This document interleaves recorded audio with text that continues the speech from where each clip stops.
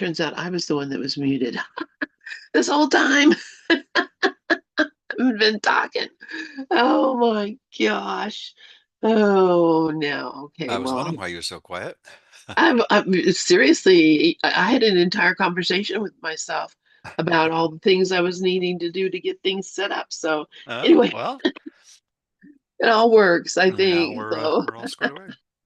we're all squared away. So good morning, Bruce. How are you this morning? I'm fine, thanks. Um, And yourself? I'm great. Since nobody heard my introduction, I'll let you introduce us today. Oh, okay. All right. Well, we are, as we have been doing for 2+ years, a few months now, reading Absence from Felicity by Kenneth Wapnick, PhD, the story of Helen Schuckman and her scribing of A Course in Miracles. And we are narrowing in on completing this magnificent biography, which is really the story of everyone's dual split mind and the phenomenal resistance we all exhibit to the ideas that undo the ego, and at the same time, the profound clarity that comes to our mind when we let go of the ego's insanity and listen to Holy Spirit, as Helen did, and took down what we now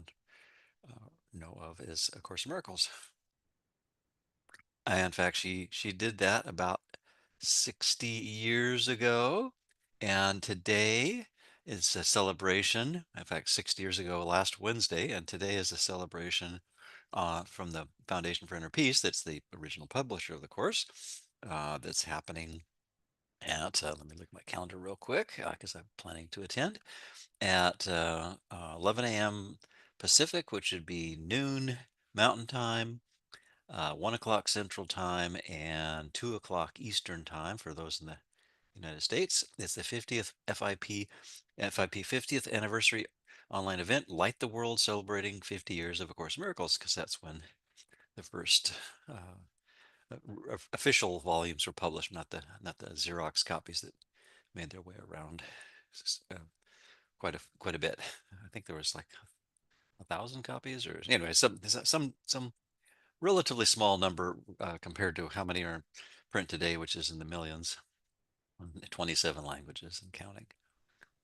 Yeah, it's so So, amazing. yeah, if you go to acim.org, I think there's still time to join in that online event and have a viewing party for just yourself or whoever you might want to connect with while you're watching and listening to the festivities celebrating 50 years of the published version of the course today. Isn't that just amazing? And uh, why am I don't know what happened here. Me, I lost my, ever since I got this new um, system, it will not just take me to my Kindle library. It's the craziest thing. Hmm. Yeah, I Well, I already have us own. on page 479 in the print version I have here. We read the first paragraph, but we could back up a paragraph. And the edition I have is, let's go to the copyright page. It's might be the first printing. It just says, oh no, second printing, December 1991. So yeah, I got this not too long after it came out. I do not know. Sorry, folks, you're seeing all my. Why is it not coming up with my Kindle library? Books in my library. Right there. Instant access. I can see Oh you man. searching. I know. I just have bookmarks on my desktop so that I can just, Well, I did have all that. yeah, yeah. It just went away. Oh, huh. That's okay. Let's do this. should I start reading while you're looking? And Sure. okay, Why? all right, okay. You read So while I look. I have us in chapter 17, which is the reality of Jesus. Helen and Jesus, the illusion and the reality is the subsection, and that's what it's called. Yeah. And I'll just back up a paragraph from where we left off last week. And Ken begins, one of the ways Helen expressed this running away was by attacking her eyes. Vision has always been a major symbol in spirituality, and A Course in Miracles is no exception. It would therefore stand to reason that Helen's ego would attack her eyes as symbolic of her attempts not to see what Jesus was teaching her. In fact, while Helen was taking down the course, she went through a period when she was sure she was losing her eyesight. Panic-stricken, she checked into the eye institute that was part of the medical center. But she was released after a couple days when all the tests came back negative. Soon afterwards, her eyesight returned, and for many, many years, Helen was, quote, meditating, unquote, on developing a detached retina since her fear of this was so great. And indeed, near the end of her life, she did, quote, succeed, unquote, finally in detaching her retina. So then it goes on. Oh, you found it, looks like. Okay. Yeah, yeah, I got it. Okay, Yeah, should I go which on? yeah, yeah, and that's just crazy. I've had tons of vision problems. I'm, I, you know, I kind of relate, but Mm-hmm. uh, I just the meditating on something. I'm not sure. She was trying to prevent it. She was thinking it was going to happen. So in the end, she did get one. That's back in those days, a detached retina that was not easy to repair. They've gotten so many technologies now, but back then they didn't know a whole hell of a lot about it. So it's interesting that that happened. Anyway, yeah, continue reading. It's Okay. fine. Another example of Helen's resistance to sharing in Jesus' vision came in the context of a series of efforts he asked her to look at him on the cross, presumably so that she would be able to see that he was not suffering. Very often I would try to help Helen in this, praying with her as she, quote, saw, unquote, the cross.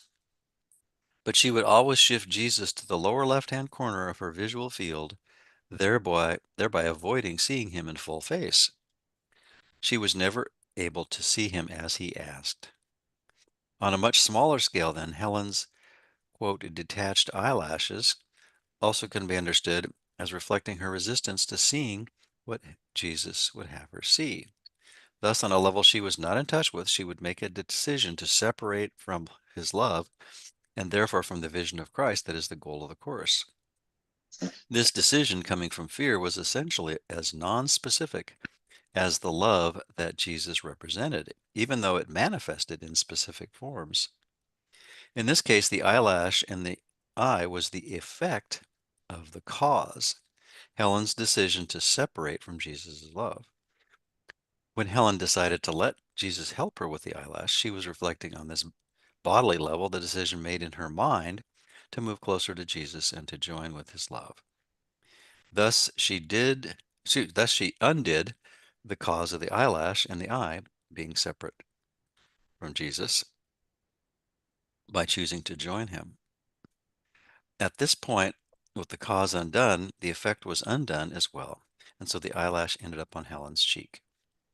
I'm going to pause there for a couple of reasons because might have things to say, and also um, just I start with a pun, and I was thinking, the it, when you think of slave stories, you think of slaves being whipped and getting so many lashes. Well, maybe this is with Helen's punishing herself of giving herself at least one lash to punish herself That's because funny. there's the masochism, that's the ego's masochism is, we think we uh, blew up perfect oneness or divided it in irreconcilable ways, and so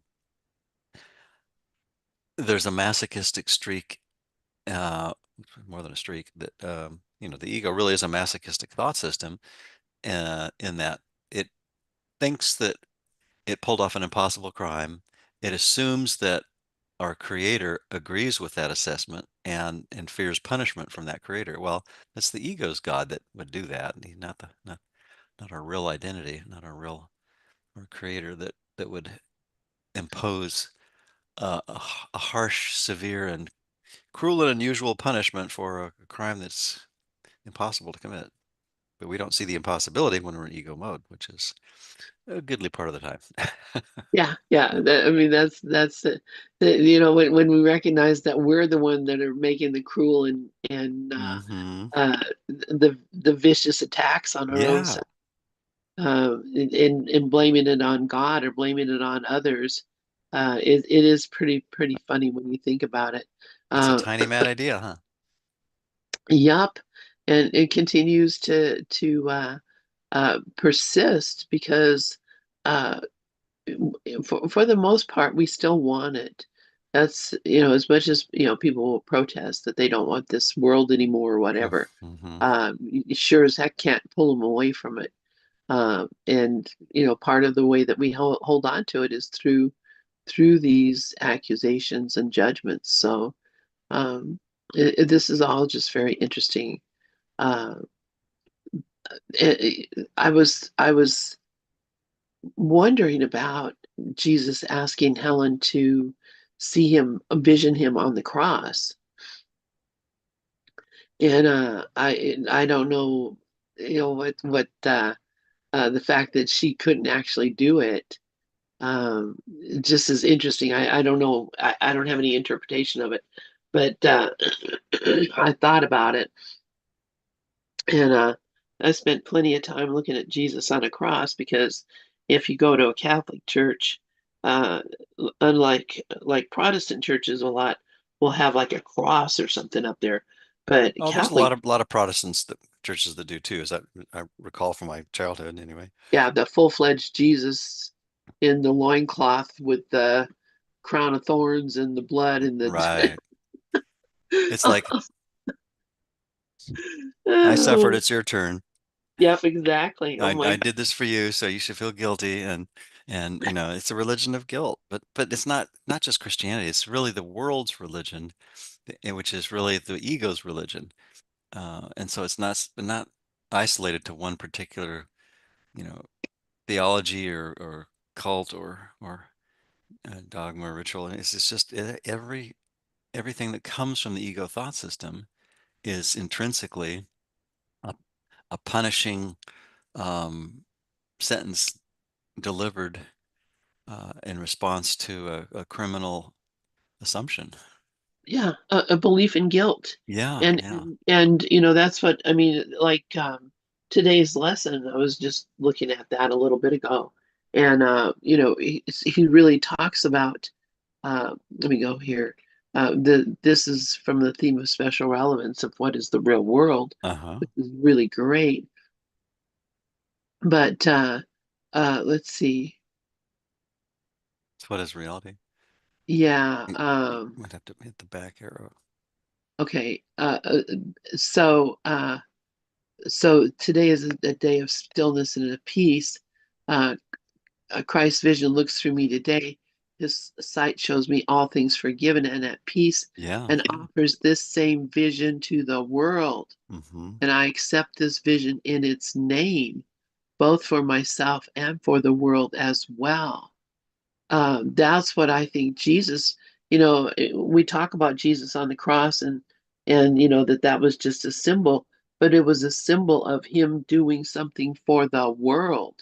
He was transmuting the idea of death through the crucifixion, and that whole idea we look at it like it was a sacrifice, but obviously it was not. So I'm just tying this together because I've been really looking at, what is it that we as miracle workers are doing when we have, uh, upsets, accidents, sickness, whatever. Um, and, I realize that, I can, through my mind, transmute that, not just for myself, but for the world. So when I do this for myself and for the world as well, um, then I recognize that when I'm healed, I'm not healed alone. Uh, I don't know if you have any thoughts about that, but uh, it, Well, yeah, because minds are joined. When I let myself off the hook or off the cross or off the any symbol of crucifixion and self and masochism, which is self-abuse, I let everyone else off it and vice versa because we can't really do anything to ourselves without impacting everyone else and vice versa because there's just one of us. right.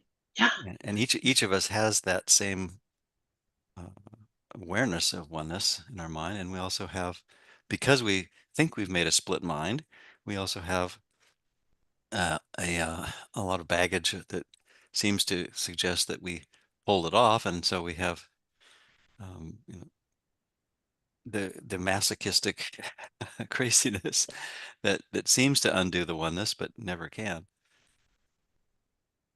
exactly, exactly. And the way that that whole thing is transmuted or changed is through uh, the release of guilt from Hmm. my own mind. Yeah, So yeah. it's not, through any kind of work that I do. It's by letting go of the guilt, recognizing that it's not real and true. And so, that whole thing of, I'm not guilty. I'm just, here doing the workout. I don't know how to Right. explain, but anyway, I mean, that's, I'm gonna go close some of these windows. It makes me crazy having all Okay. these windows open. You've got a few tabs going there. Yeah. Yeah, I do search. I do the same thing too. I I try to open up new windows when it's related stuff and then close them as I go through the day just to keep the little tasks that the browser spawns to a minimum. Oh yeah, I mean, it takes up your memory. Anyway, so yeah, um, this whole idea of uh, even just undoing the eyelash in the eye. Um, I was talking about this yesterday. I think, I can't, a lot of people think, that somehow or the other we should be able to heal ourselves or heal our bodies or heal, the world or heal these things. If you have cancer, the healed mind doesn't suffer and all those things that people take out of context in A Course of Miracles. But if I could heal cancer in my body through my mind, Hmm. I would be way far along than I appear to be right now because, um, I can't even control my own thinking for 5 minutes. Let's just say control my organs and my, whatever happens to be going on in my body. I can send good vibes, but I'm certainly not able to move an eyelash out of my eye through just thinking about it. And I With psychokinesis is the term that comes to mind. I was thinking like Uri Geller, who was synchronistically uh, a, a contemporary of Tam Morgan, and they did things together, and because she was had discovered she had a lot of psychic ability as a kid, and of course her mom Judy Scott Schwitzen was in the New York metaphysical scene, very very active and quite the networker. And so Tam got connected with a whole bunch of interesting folks, just almost by osmosis. And one of those folks was the guy who was famous for bending spoons with his mind. And I always thought he should have gotten together with Reese Witherspoon, but that's another story. Oh, you are so funny. Let's see. And Bob is saying that Pope Leo no longer wears a crucifix, but a body free cross. Okay, major move for a Catholic Pope. Yeah, he's a major mover. I like Pope Leo. Yeah, and I He, like what Bob says, we're all masochists and sadists at the same time. Yeah, because that's actually um, what we're doing when we choose the ego. It's a sadomasochistic thought system because it believes that guilt is real and that the cause of the guilt, which is our decision for the ego, is real. And yet it's a correctable dream, and Course in Miracles is guiding us slowly but surely and steadily to the undoing of that dream, aka waking up. Um, it's just a simple, um, but not but time consuming because of our enormous resistance process of looking at our mind and seeing where we're still hanging on to the guilt, and um, slowly but surely prying our white knuckled fingers off the ego's control system, thinking that we can you know leverage change in a dream, and the course just says, well, what if you don't have to do anything if it's a dream? You don't have to try to steer this thing like crazy to try to change the dream. Just wake up from it altogether. That's the vertical change that is mentioned briefly in the course, but I think it's such a great metaphor because the ego oh, has thousands and billions of, trillions of horizontal metaphors, and each person's life seems to have, a vastly different sort of, collection of options at any given moment of what to do with one's mind and one's life. Um, but it's really, they're all, when you see that they're all the same, and that there's no difference between one illusion and another, then it just doesn't matter, as Bill Murray says. just doesn't matter. The vertical decision matters completely because that's our decision to either forgive or to condemn. Yeah, And exactly. anything that's less than peaceful is some form of condemnation, some form of, Yeah, you know, blame and throwing, all those projection. grievances, Yeah. I mean, they basically are the problem. But you said something um, that made me kind of laugh, and I recognized. Uh, you said doing this is time consuming, but actually doing it is time making because time wouldn't even be here if it weren't for our desire to keep moving Right. forward, making. Yeah. Yeah. So the bringing back to that total responsibility for the experience that I'm having here, the world that I'm seeing. Uh-huh. And we were listening to a recording the other day of it was a thing about Carl Jung, Hmm. and he was very, very clear, very coarse, related, absolutely. But he was saying, we're projecting this world that we think that we see, and as long as we continue to project, we'll continue to see a world. And that's exactly again what A Course in Miracles says. It's what I want to see, and I'm making the world that I want to see every day. And if I don't believe it, uh, then just stop. Just stop. Stop judging the things you see, Hmm. and stop giving meaning to the world you see. And when you begin to move away from that, you actually begin to see, oh, geez, I did make that up. Hmm. That definitely was my impression of what was happening.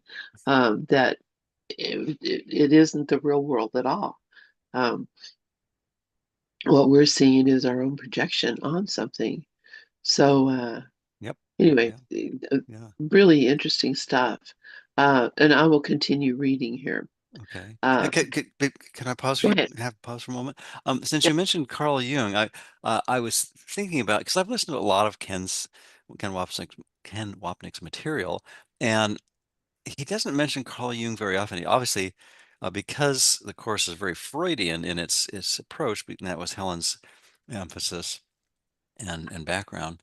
Um, Ken talks a lot about Freud, and what he typically will say in his talks is that, when referring to the ego, Freud knew a bad thing when he saw it. He just didn't know that it wasn't real, which is what the course provides. The additional correction, which is, the way out of hell is the Holy Spirit, and that wasn't, Freud's discovery, or so to speak, but he certainly looked at the ego with incredible clarity and showed how, abysmal and horrific its uh, verdict is on everyone and everything, because it's basically the whole idea of separation. And what Ken says is, he knew a bad thing when he saw it. He just didn't know it wasn't real. And I think what little I've heard Ken talk about Jung is that, unlike Freud, Jung um, thought that there was, by working with some of the ideas that he had, archetypes and that sort of thing, that there would be a way to undo the ego, or somehow mitigate its negative impact by using some of the ideas that Jung had, but still within the dream. And I think that, so it almost, I think, and this is just my addition, not anything that Ken has said, and what I just said is probably mostly that too, my own addition. But it seemed like what Ken was suggesting is that Jung was basically, um, and I haven't studied Jung much at all. I know a little of his work, but very little. It would seem that his work with the archetypes and different things like that was trying to find a reconcile the insanity of the ego within the dream, and that's the fundamental difference with the course, of course, is that the only way to reconcile the ego's insanity is to leave the dream and to leave the thought system of duality altogether, which is what the course is all about. Right. Yeah. Well, what Jung was saying, which is really kind of maybe a lot of folks, I had not heard this before, Yeah. was that he recognized that he was everything he saw was a projection of his own thinking. Okay. And so That's still huge. everything that he saw, Yeah. Yeah. he practiced Uh-huh. whatever he saw, looking within himself and asking, why am I seeing this? What is it? And it was all about releasing guilt. So, he recognized that the world that he was seeing was uh, a product of his projected guilt. And Okay. so he made a practice, like a daily practice. It sounded like he actually became pretty awakened by watching his own thoughts and looking within for the source. What is it in me that's projecting? Because his idea was, if you stop the projector, then you wouldn't have a world. It would, and so he was looking at, where is the projector, and getting rid of those thoughts that were creating the world that he was seeing. Hmm. Pretty fascinating. I could send you a link to that Okay. uh, Yeah. Yeah. video. It blew me away That sounds completely, and I interesting. recognized, wow, Okay. this guy had it on a lot better than what I thought. So, uh, Yeah. Well, I'm sure there's, a lot of profound insights, studying, when you start studying the mind, you realize, well, that's really where it's at. I think what the course adds, that very few systems add, is the pure non-duality, and the idea that the guilt, uh, sin, guilt, fear thought system isn't real. It's made up, and that one must look at the contents of the mind and forgive oneself to really transcend the ego thought system. yeah, Yeah. yeah, absolutely, absolutely, and And that's so typically a very slow process because of our enormous resistance, which this wonderful book we've been reading for 2+ years demonstrates. Yeah. royally.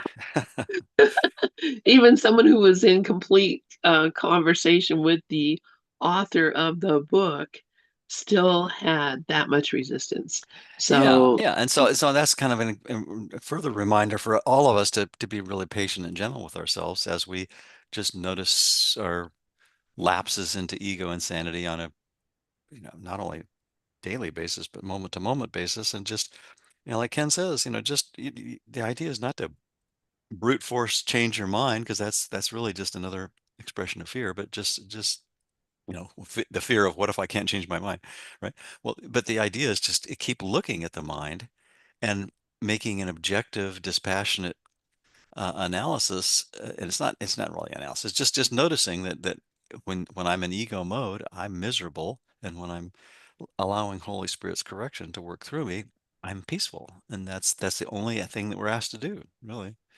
yeah, And that's the heart of forgiveness, is just look and wait and judge not. exactly. Yeah, Exactly. Absolutely. Um, so, yeah, thank you, Bruce. likewise. So I'm going to continue reading. Okay. Okay, so we've been reading about Helen's eyelashes. The point in all this is that Jesus in reality did nothing. Helen did all the work. First, in moving away from Jesus, leading to her putting the eyelash in her eye, and then in moving back to him, leading to her removing the eyelash from her eye. Hmm. Yet her experience, similar to the aforementioned example of the sun rising and setting, was that Jesus helped her. In reality, just as the sun remains relatively stationary as the earth rotates and revolves around it, Jesus' love and light remained still, while Helen moved away and then towards him. Hmm. So, of course, that cosmology is a little off as we know this. Everything is sun is moving, everything is moving at a rapid rate of speed. But nonetheless, what it Well, at appears least to us, our beliefs about the world suggest that, yeah, right? world I see appears to be dying away. Yeah, yeah. Oh my goodness. All right. Returning now to Helen in the Course. While her experience most definitely was of Jesus, a person outside herself, relating to her and dictating to her, in truth, the reality was much different. Helen was able to return her mind to that memory of God's love, her true identity, symbolized by her as Jesus. By uniting with him, she united with love. The union has no form, that union has no form or specifics, for love, as we have seen, is abstract and beyond all divisions of the ego. This love, of which Jesus was the manifestation, flowed through the separated mind we know as Helen, um, the water taking shape in the glass. Mhm. And it came out to the world as the three books we know now as A Course in Miracles. Thus, it was Helen's mind that gave the Course its form. The content came from outside her ego mind, from a love that nonetheless is within her mind, as indeed it is in all of us. Mhm. Recall Helen's own description, given in part two, that Jesus made use of her, quote, educational background, interest, and experience, but that was in matters of style rather than content, Mhm. end of quote. Uh, so, uh, uh, she was also very clear that she did not actually hear words, but she knew what to write. And she did make changes and she did make mistakes and they did cross things out and add things in. And there was all sorts of things that went on during that time. People who think that it was some kind of direct transmission, word for word, as it is in heaven, uh, that just was not the way it was. Helen had a lot of creative control over the form of the writing. Mhm. The content was strictly from Jesus, but the form was specific to Helen. Yeah, exactly. So, Yeah, and it's Ken like, points that out in so many places. yeah, Right. Yeah. yeah. So, yeah. Should I go on from Uh, there? yeah, sure. Okay. As one looks at the particulars of the course's form and structure, one can find almost exact parallels with Helen's own life. Helen was American and obviously English speaking, the idiom and language of the course. She was a Freudian psychologist and educator, and the course contains a sophisticated psychodynamic study of the ego, coming within a curricular format, text, workbook for students, and manual for teachers. Its goal, moreover, is that we learn from our inner teacher, the Holy Spirit, so as to become teachers of God. Despite her clear ambivalence, Helen nonetheless identified with the Christian tradition, more specifically Roman Catholicism, and was very well versed in the Bible. A Course in Miracles falls within the traditional Christian framework, correcting the distortions and misunderstandings of this 2,000-year-old tradition, in addition to containing over 800 quotations and allusions to the Bible. Okay, now, so I've been quoting Gary Renard and his teachers as saying 600, but I guess it's Ken's tally is over 800 quotations that correct the Bible. Okay, that's a lot. But the fundamental one is really Christianity, and any religion, philosophy, or creed, or whatever that is based on the reality of the world, it is essentially saying that sin, guilt, and fear is real because the world is real, and in equating the reality of either of the cause or the effect of that thought system. And the Course says, no, what if both of them are just dreams that are therefore forgivable? And that's why it's a little more rare to find that in the world. I think you know, Ken's commentary suggests that Advaita Vedanta comes pretty close to what the Course says, and certainly could be a very helpful system. And then there's probably a lot of other things that have generous portions of the Course's metaphysics and ideas. But I personally have found, it to be such a complete compendium of ideas, but more importantly, the behind, the music behind the notes, so to speak, and the message behind the words that the Course has imparted me from the very beginning was like, well, there's a completely different way of looking at the world that is totally liberating, because it's basically saying that everything involving duality didn't happen. Yeah, As wonderfully radical as that thought is, it's challenging to all of us. And this documentary autobiography of Ken's about Helen, you know, shares that on every page, doesn't it? yeah, Yeah, yeah, absolutely, yeah. absolutely. And um, yeah, uh, Should I go on? yeah, sure, please, yeah, Okay. Yeah. So I think I was basically saying a few minutes ago what Ken is now elaborating on in more detail here.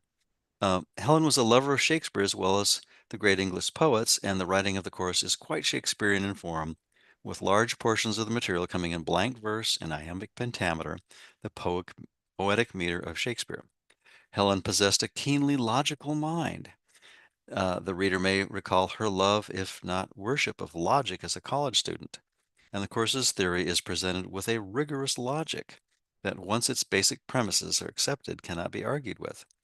Finally, Helen had a great respect and love for Plato, and a number of specific allusions to Plato's work are included in it, like the allegory of the cave is a great example. It shows up several places. In addition, as I pointed out in Love Does Not Condemn, A Course in Miracles comes within the philosophic tradition that, even though it traces its beginnings to the pre-Socratics, more properly begins with Plato, the true father of Western philosophy, along with Socrates. And I finally inched my way through Love Does Not Condemn, finished it, I guess, a couple years ago now, and reading a page at a time, which is not uncommon for me, to just kind of savor it and read a page or two and then digest and absorb. But the first part of that book, probably the last book of Ken's that I would recommend particularly for a newbie. It's very scholarly and historical in the first three-quarters of that book, and then the last quarter of it or so is really a nice summary of the course. But it's done in the context of all the antecedents of let's see. Well, it's got it in front of me here. It's I'll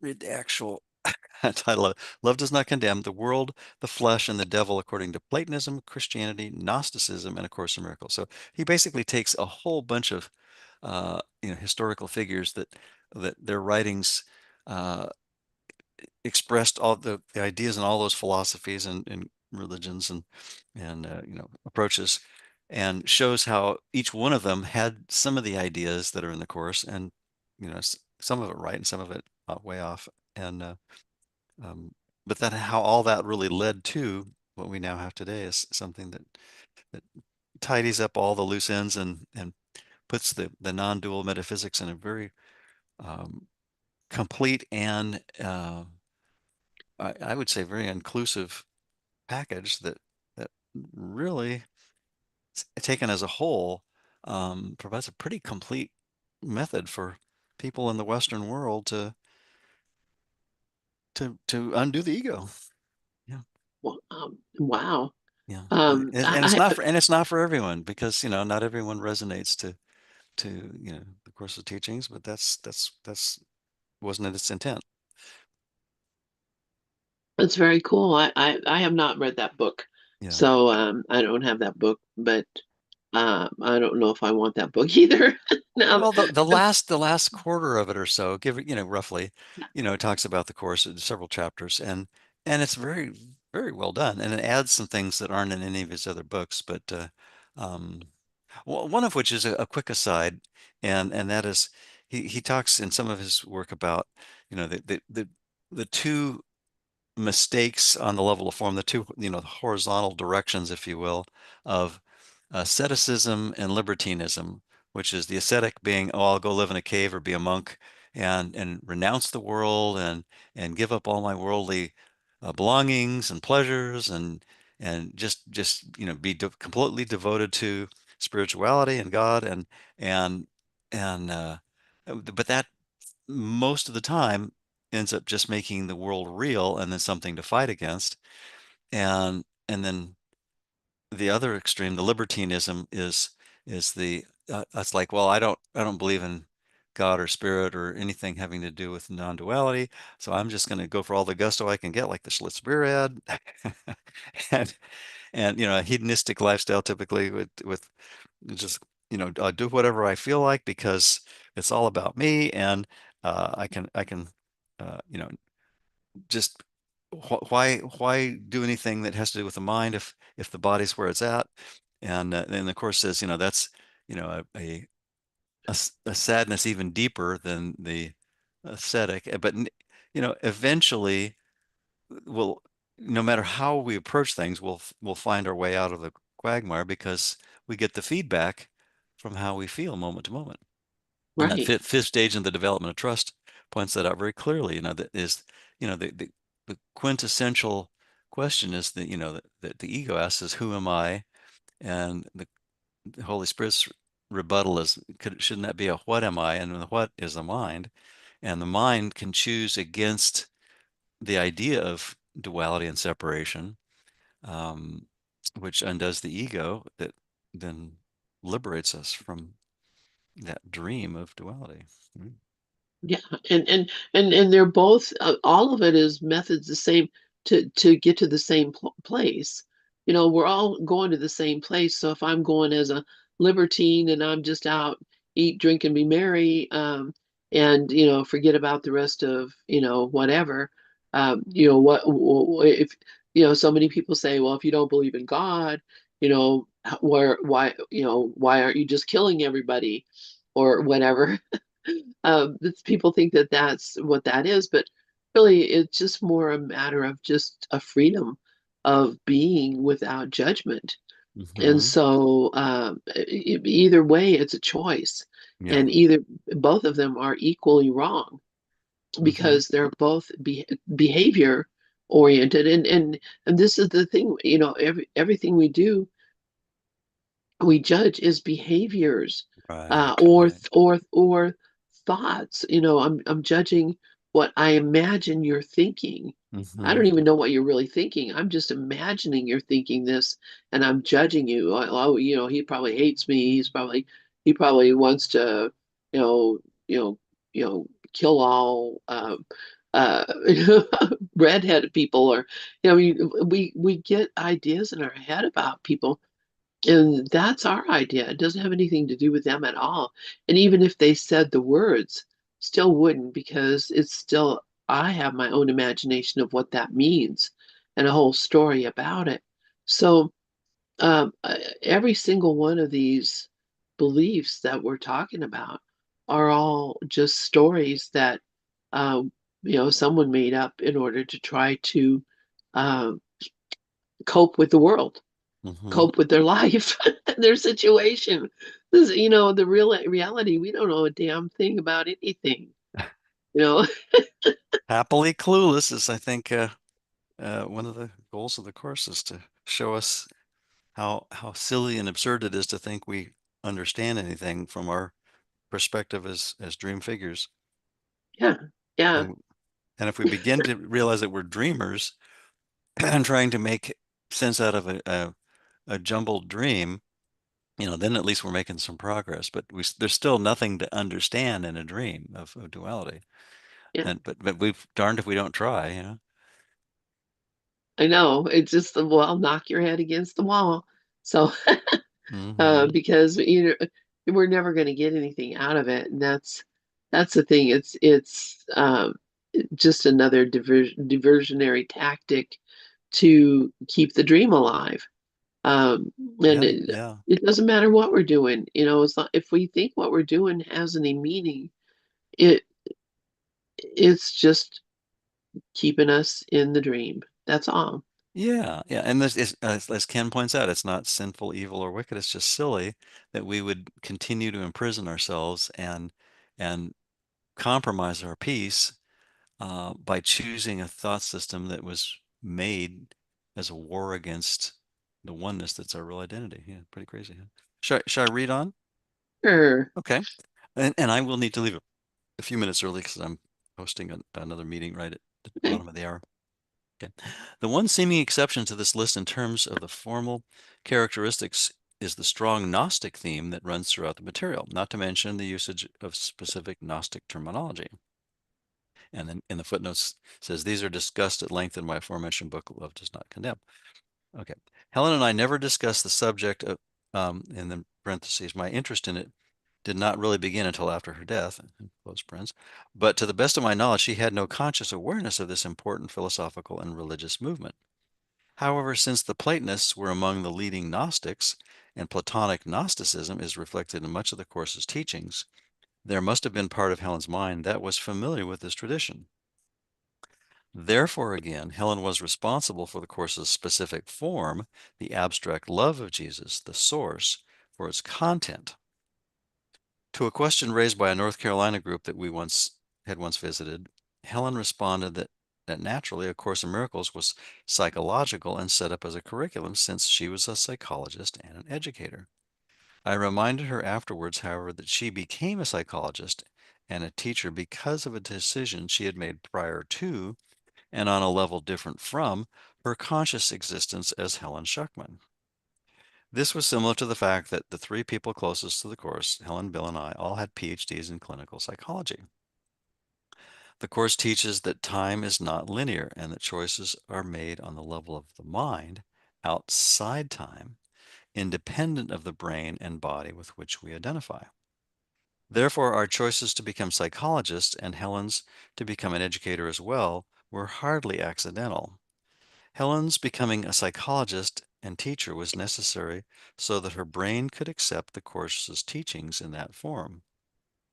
The difficulty in understanding this phenomenon, as mentioned briefly above, comes from our linear program brains, which cannot go beyond their own programming to understand the mind's non-linearity. However, Helen's experience, as we have seen, was that Jesus used her particular talents and abilities, just as she experienced him as specifically helping her. In fact, the reader may recall these lines from the original dictation omitted in the published course. You must have noticed how often I have used your own ideas to help you. And then in the context of how the Holy Spirit teaches us quote, to use what the ego has made to teach the opposite of what the ego has learned, unquotes, found in slightly modified form in the published text. And then I'm glancing at my screens to see what your digital version shows, um, which is text chapter 7, section 4, paragraph 3, and presented in part 2 of this book. Jesus said to Helen, "You could not have a better example of the Holy Spirit's unified purpose than this course. The Holy Spirit has taken very diversified areas of your past learning and has applied them to a unified curriculum." And let's see, there's a footnote there. Oh, it's from the independent of the brain and body with which we identify.